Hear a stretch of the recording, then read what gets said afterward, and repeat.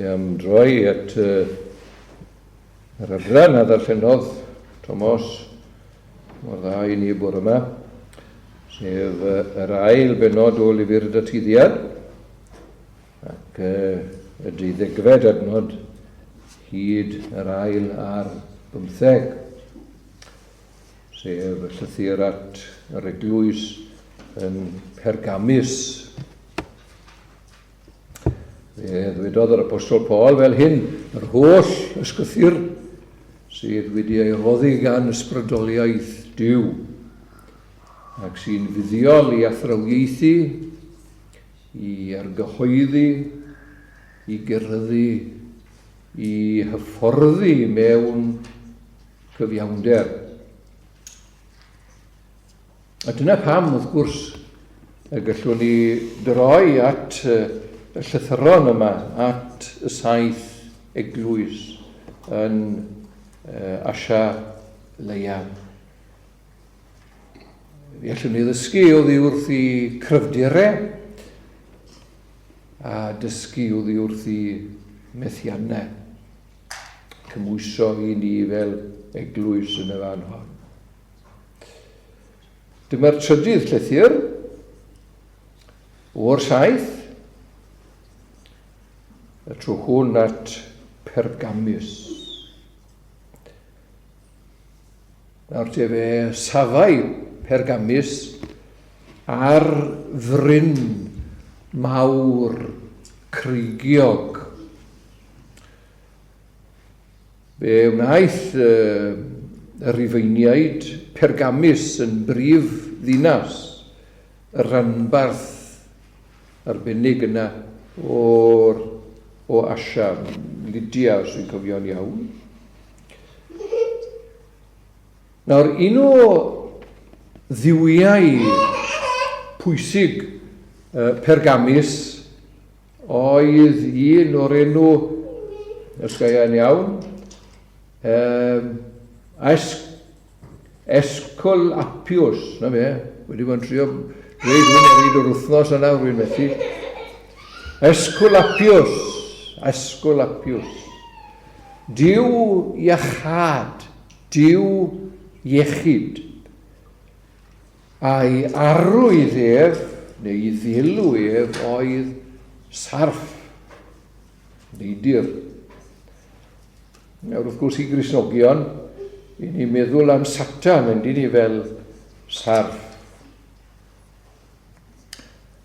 Ac mae rai o'r esbonwyr, dyw'r esbonwyr ddim yn gytun ar hyn, ond mae rai o'r esbonwyr yn awgrymu tybed aid yn yr arwydd y cad sydd yn y cyfeiriad yma at lle mae Satan yn trigo, yn y drydedd adnod ar 10. Mi a adwain dy weithredoedd di ymhalu yr wyt yn trigo, sef lle mae gorseddfaen Satan. Tybed, posibilrwydd o chynnu. Yr o digon o Satan a heblaw y Duw arbennig yma. Yr oedd yn Pergamus allor enfawr mae'n debyg I Zeus, neu Zeus, sut bynnag maen nhw'n gweud Zeus, heblaw llawer iawn o allorau paganaidd eraill. Ac ar ben hynny, yr oedd Pergamus yn ganolbwynt, canolfan eto, o addoliad o'r ymerawdwr. Os dwi'n cofio'n iawn nawr, allai cywiro fy hunan tro nesaf byddai'n bergethu. Os dwi'n neud cymsyniad, ond os dwi'n cofio'n iawn, dyma'r lle cyntaf, sef Pergamos oedd y lle cyntaf iddyn nhw godi teml I Cesar oedd yn dal yn fyw, sef Augustus. Ynddo fe, pob teml arall i'r ymerawdwyr, o'n nhw wedi cwni teml ar ôl iddyn nhw farw, ond dwi'n credu taw Pergamos oedd y lle cynta i gwni teml i Awgwstws cyn iddo fe farw. Felly oedd yna y ddoliad o'r ymerawdwr hefyd. Nawr te, ac yng nghanol hyn i gyd, wrth gwrs, oedd yna gynulleidfa o gredinwyr yn yr arglwydd Iesu Grist. A dyma'r cefndir. Yn gwmws y beth ni yn yr ystyr yna, i ni'n ychydig, hyd yn oed o'r oll eglwysi gyda'i gilydd, i ni'n ychydig o fewn ton fawr neu môr mawr o anffyddiaeth. Wel, mae'r llythyr yma, yr un peth a'r llythyron eraill yn cymryd yr un math o drefen, yn dyfe? Dyn nhw ddim i gyd yn gwmws yr un peth, yn dyfe? Ond mwy neu lai, yr un drefen. Yn gyntaf beth, fe gawn ni cynmoliaeth yr arglwydd Iesu Grist. Ac yna fe gawn ni gahuddiad yr arglwydd Iesu Grist. Ac yna gawn ni cyfeiriad yr arglwydd Iesu Grist i wella pethau. Dyna'n fras sydd yn yr holl lythyron gyda gwahaniaethau, ma'n gwahaniaethau, yn dyfe? Canmoliaeth yr arglwydd Iesu Grist fan hyn. Adnod 12 a 13. Yr pethau hyn y mae o'r hwn sydd ganddo'r cleddiw llym dau finiog yn ei dywedid.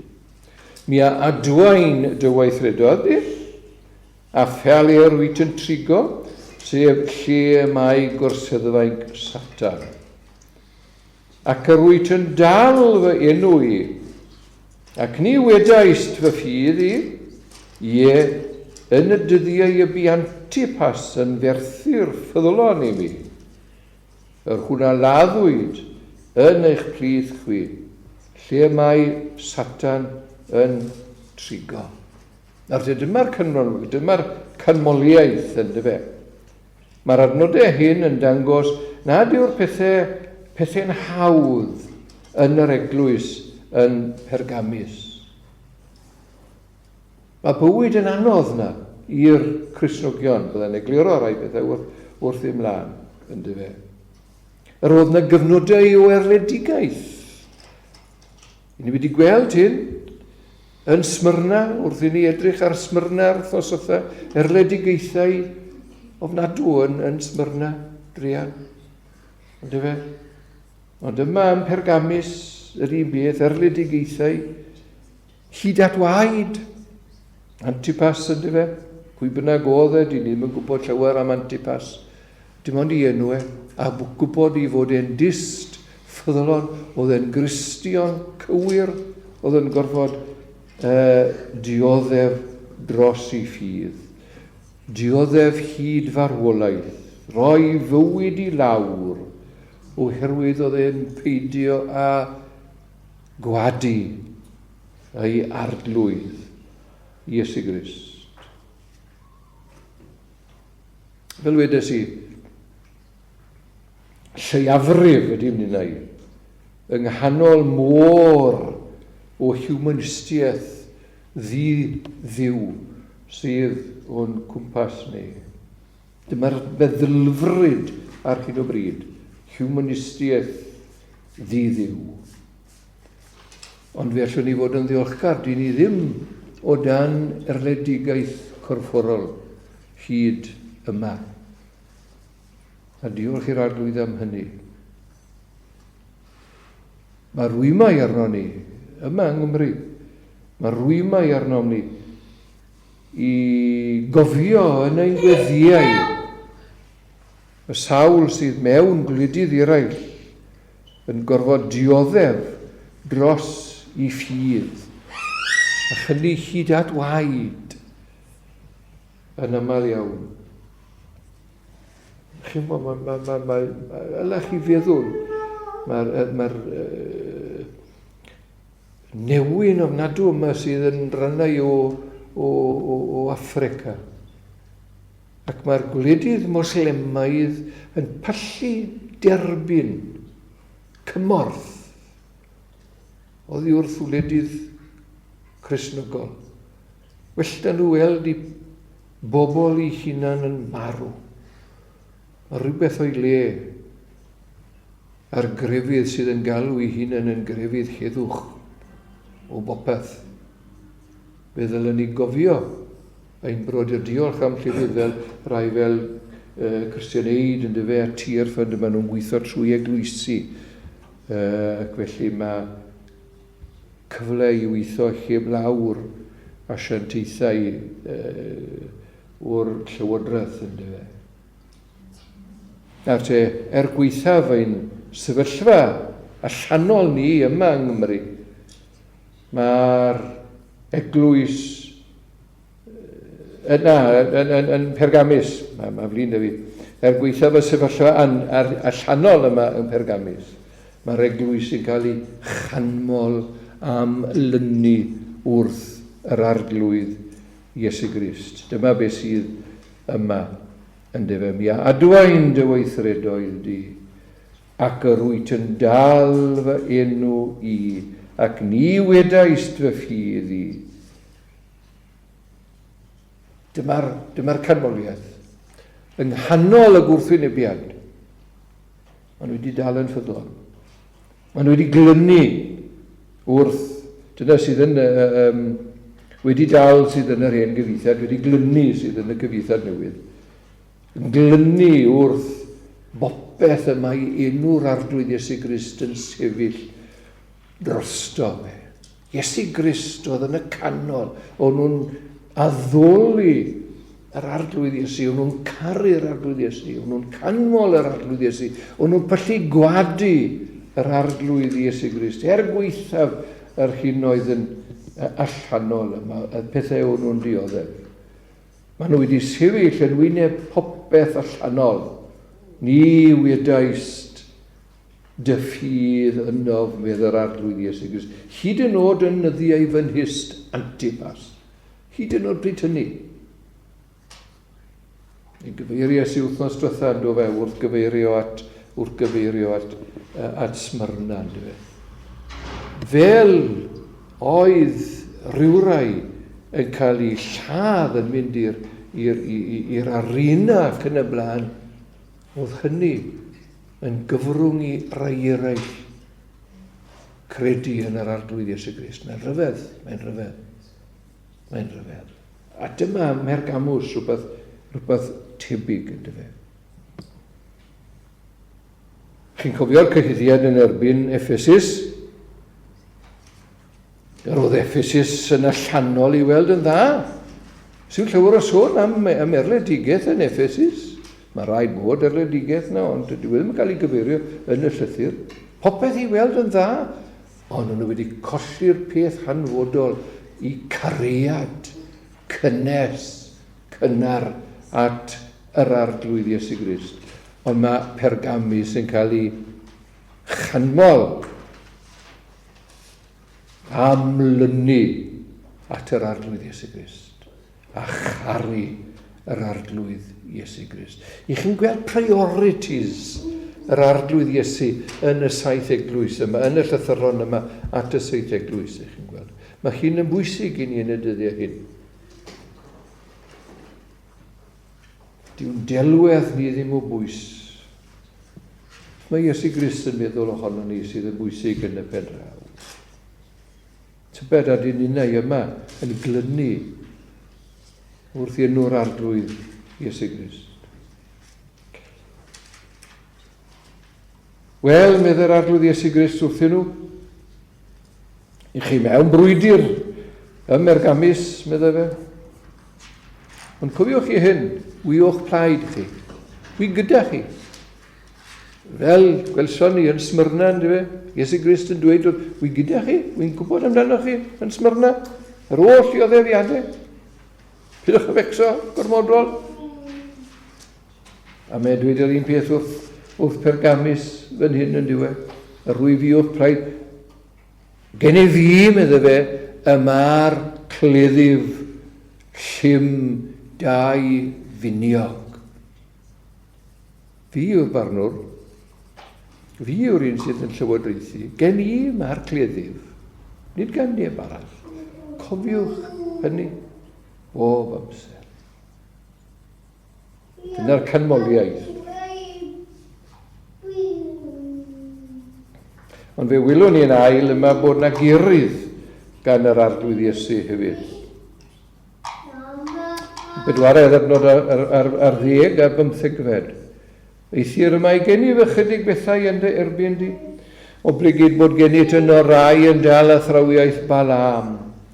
Yr hwn a ddysgodd i Balac fwrw rwystyr ger bron meibion Israel, i fwyta pethau wedi eu hyberthu ei lunod ac i odinebu. Felly y mae gen i tithau hefyd rai sy'n dal a thrawiaeth yn Nicolaiaid. Yr hyn beth yr wy fi yn ei gysau, meddai.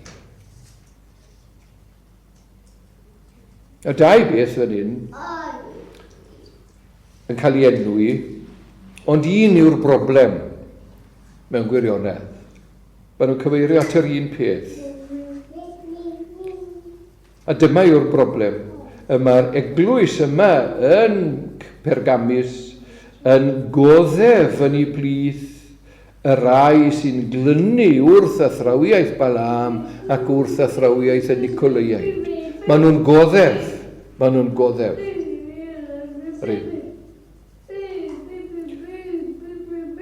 Os cofiwch chi nôl i Ephesus, yr oedd Ephesus yn erbyn y Nicolaiaid.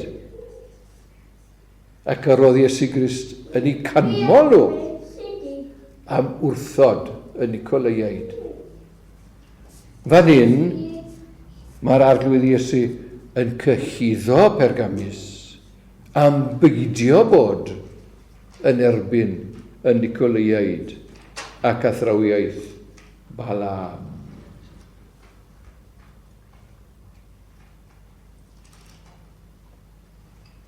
Nawr te, os ych chi moyn hanes Balaam, mae rhaid i chi fynd nôl at yr Hen Testament. Llyfr Niwmeri, yr ail benod ar 20 ar 5 benod ar 20. Mae'n ddigon o ddadle y dyddi yma oedd na ddadl ar y weir sy'n ddiweddar ar Radio Cymru. Llywes i ddim llawer yna fe.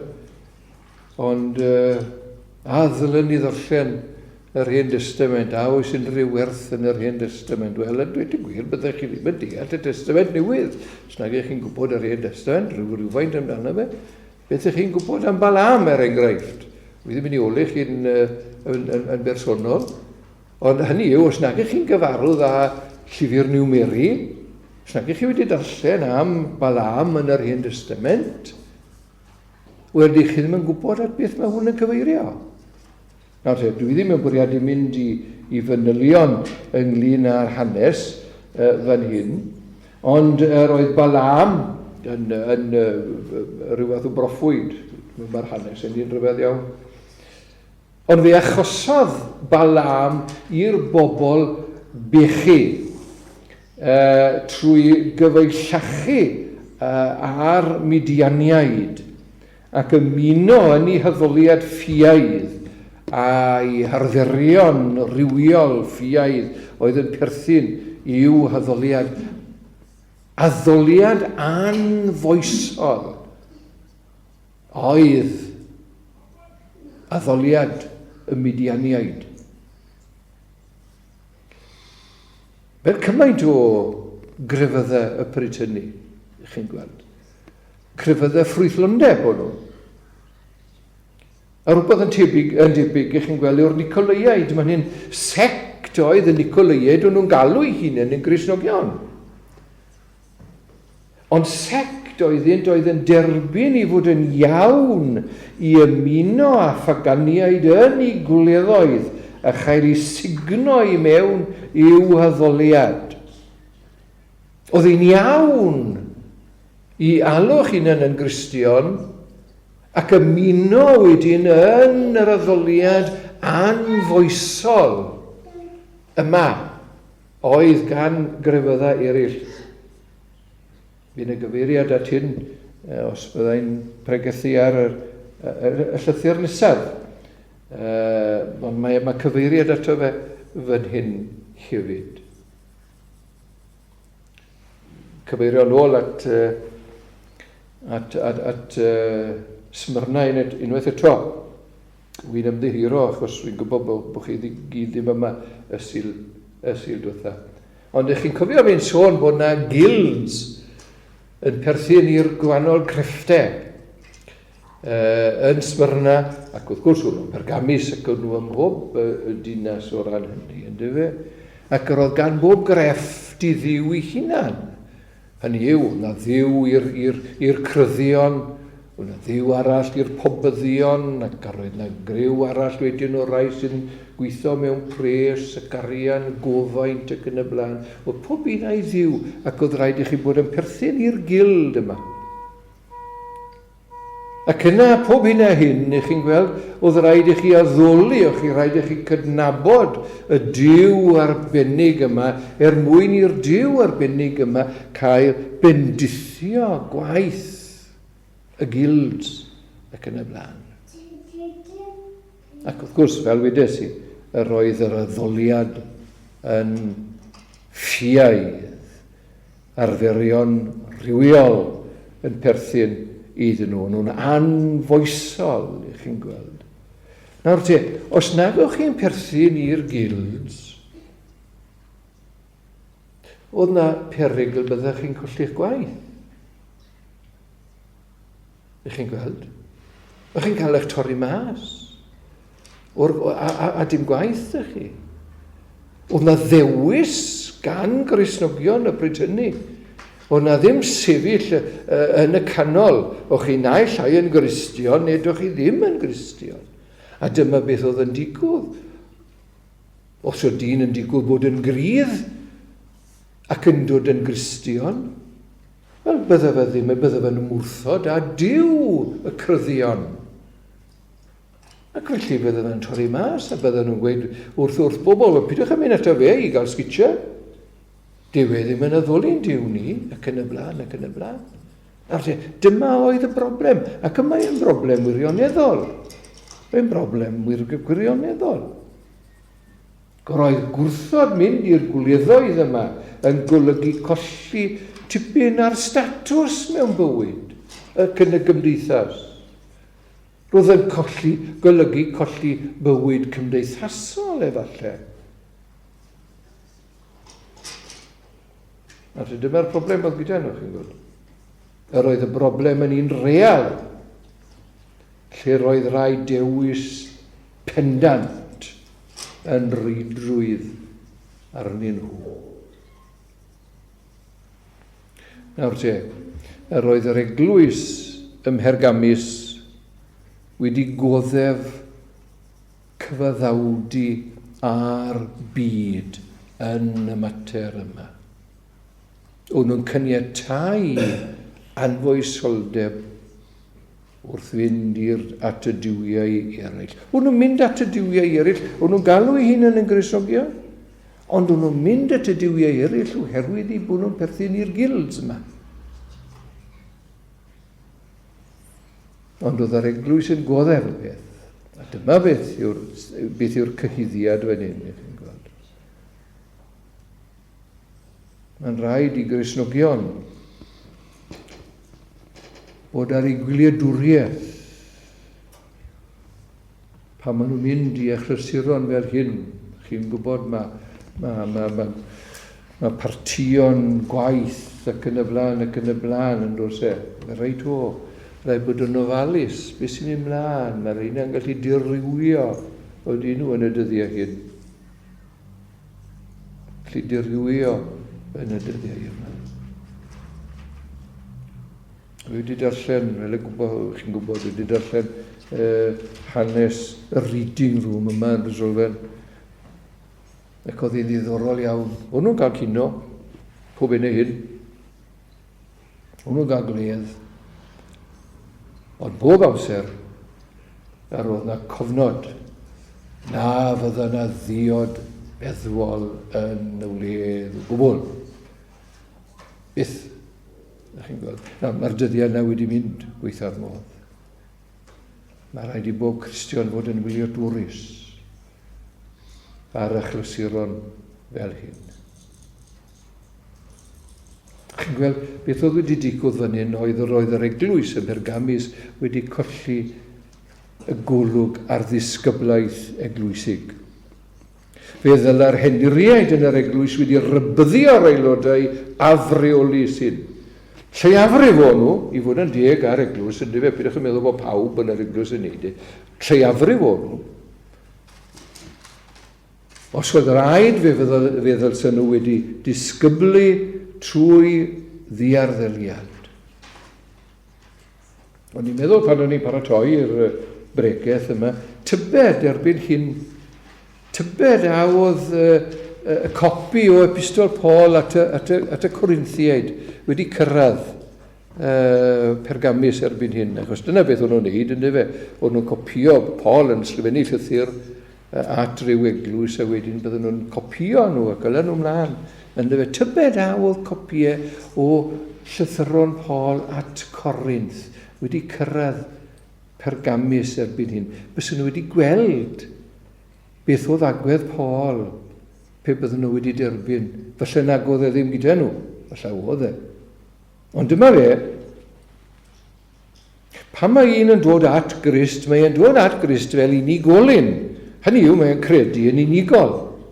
Ond mae e'n dod hefyd i gymdeithas, yr eglwys. Ac yn y gymdeithas honno, y man a ddisgyblaeth eglwys. Mae'r credadun yn ymrwymo i fod yn rhan o gorff sydd â'i ddisgyblaeth i hunan.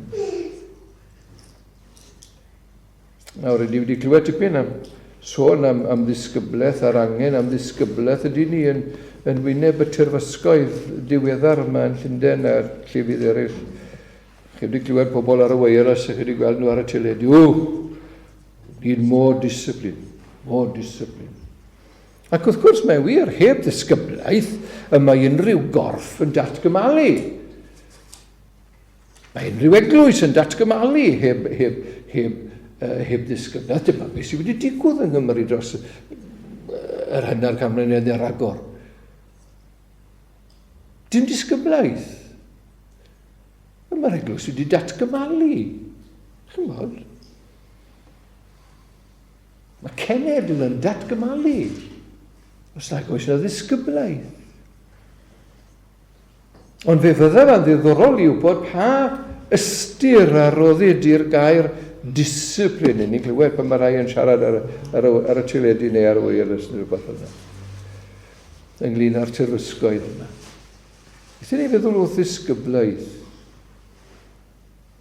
Bysa rai yn dod ar cat of 7 tails yn ôl, neu 9 tails, beth oedd e beth ffiaidd hwnna. Wrth gwrs, dyn ni ddim moyn dod â hwnna yn ôl.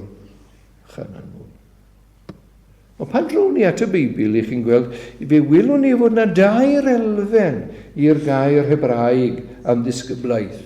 2 elfen. Weda unwaith Saesneg wedyn, cosbi, cyfarwyddo neu hyfforddi, a chywiro. To chastise, instruct, correct.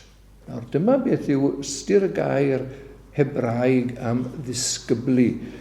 To chastise. Mae hwnna wedi mynd mas o'n ystyr ni. Nawr, maen nhw moyn dod efo nôl, wrth gwrs, oherwydd y terfysgoedd. Mae rhaid wrth y 2 elfen yma, os yw disgyblaeth i fod yn effeithiol. Mae rhaid i ni ofyn am yr eglwys yn Pergamus yma. A oedd yr elfen o gyfarwyddo? A oedd yr elfen o hyfforddi ar y mater o gyfaddawd ar byd yn ddigon eglur o'r pulpit ac yn y seiet ac yn y blaen? Mae'n amlwg doedd na ddim sôn am gosbi wedi bod ar yr aiog. Maen nhw'n cael eu cyhuddo am hynny, am beidio. Yr oedd y swyddogion wedi bod yn esgeulus ym Pergamus. Ych chi'n gweld mae yna oblygiadau athrawieithol a moesol i fod yn aelod eglwysig. Mae eisiau pwysleisio hyn yn y dyddiau hyn. Mae yna oblygiadau moesol i fod yn aelod eglwys. Wel, yn drydydd ac yn olaf, nid yn olaf, yn drydydd. Dim yn mynd hi bo fan hyn. Mae yna alwad yma i edifeirwch, adnod 16, edifyrha, medda. Edifeirwch yw'r ffordd yn ôl bob amser. Ac wrth gwrs mae rhaid i ni gofio mai dyma sydd y tu ôl i'r disgyblu. Disgyblu gyda'r amcan o ennill yn ôl. Dyna amcan disgyblu yn y Testament Newydd yma. Ond dyma'r gwirionedd mawr, mae yna groeso yn ôl. Mae yna groeso i droi yn ôl. Does dim pechod yn rhy fawr. Dyma wirionedd eglur y Testament Newydd. Does na ddim un pechod gall dyn wneud sydd yn rhy fawr. Nag eglwys o ran hynny. Nad oes na fyddaiant iddo fe.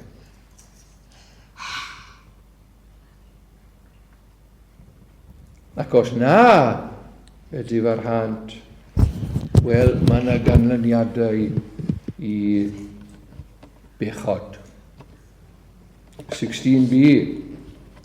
O samgen, yr wy fi yn dywod atat ar frys, ac ar y felaf yn ei herbyn hwynt a chleddir fy ngienau, medda fe.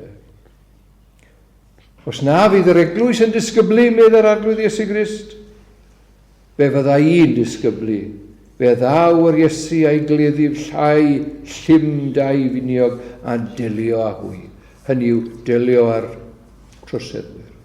Edifeirwch felly yw'r ffordd yn ôl i'r tryseddwyr.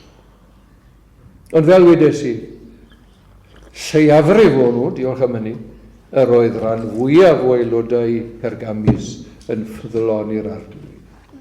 Ac i'r sawl sydd am ryndo, mae gwobor. Adnod 17. Yr hwn sydd ganddo glist, gwrandawed beth yma i'r ysbryd yn ei ddywedyd wrth yr eglwysi. Yr hwn sydd yn gorchwygu, yr roddaf iddo bwyta o'r manna cuddiedig, ac yr roddaf iddo garreg wen, ac ar y garreg enw newydd wedi ei ysgrifennu. Yr hwn nid edwyn neb, ond yr hwn sydd yn ei dderbyn. Beth yw'r manna cuddiedig yma? Y manna cuddiedig. Wel, Iesu Grist ei hunan yn ei lawnder. Iesu Grist yr hwnna ddaeth i lawr o'r neb oddi wrth ddiw. Yr hwn sydd yn guddiedig i'r byd, dyw'r byd ddim yn gweld Iesu Grist fel manna, fel bwyd i'r corff. Ond i'r rai sydd yn credu mae yn ymborth digonol. Beth am y rodd arall? Y garreg wen yma. Y garreg wen. Mae yna lot yn esbonio. A fi ddim feddw ai at yr un wy'n hoffi'n bersonol, dyma fe. Enw pwy sydd ar y garreg? Wel, enw Iesu Grist ei hunan. Iesu Grist yn eiddo i'r credadyn. Iesu Grist yn rhoi carreg ac yn dweud, dyma fe, mae fy enw i ar hon. Wy'n eiddo i ti nawr trwy ffydd.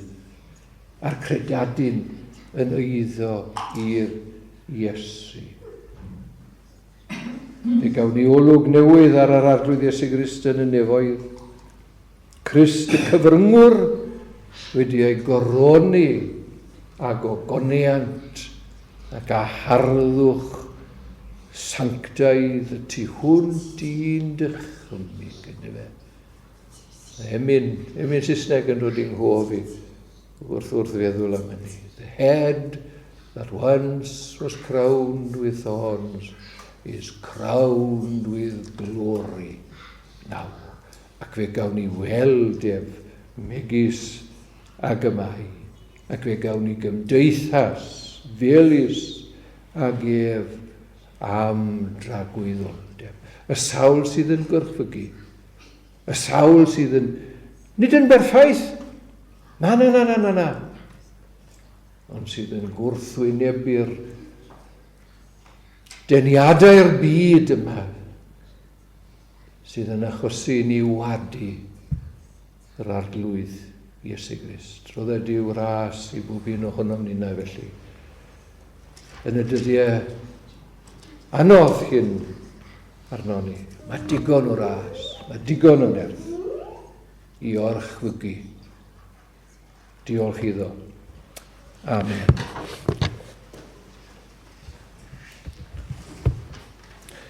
Ymyn 690 a